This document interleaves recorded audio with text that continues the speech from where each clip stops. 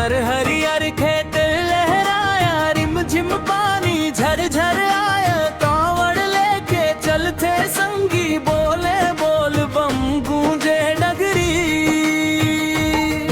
नदी नाला भर गए पानी, गाँव आई खुशहाली। भोले बाबा के जय जयकार सुन के नाचे नर नारी।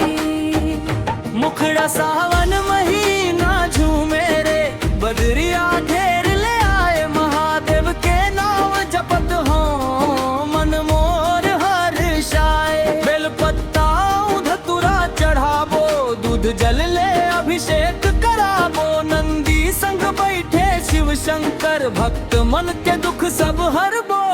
डमरू के गूंज सुनाई देते, मन मन भक्ति समाई जाते। सावन के ये पावन बेला, भोले कृपा बरसाई देते। समापन जय भोलेनाथ, जय शिव शंकर रखिया सबके लाज। सावन महीना सुख ले भर दे, पूरा करिहा सब काज। सावन महीना सुख ले भर दे, पूरा करिहा सब काज।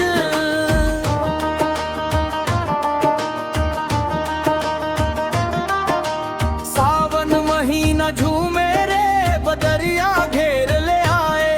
महादेव के नाम जपत हो, मन मोर हर्षाए। हर हर बम बम गूंजे रे, गली गली मम आज। भोले बाबा के कृपा ले, भर जाते सब काज।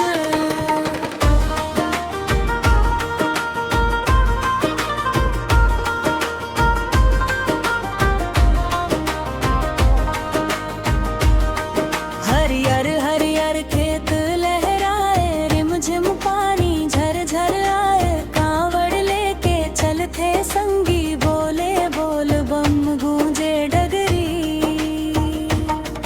नदी नाला भर के पानी, गाँव आई खुशहाली। भोले बाबा के जय जयकार सुन के नाचे नर नारी। सावन महीना झूमे रे, बदरिया घेर ले आए। महादेव के नाम जपत हो, मन मोर हर्षाए। बेलपत्ता धतूरा चढ़ावो, दूध जल ले अभिषेक करावो। नंदी संग बैठे शिव शंकर, भक्त मन के दुख सब हरवो। डमरू के गूंज सुनाई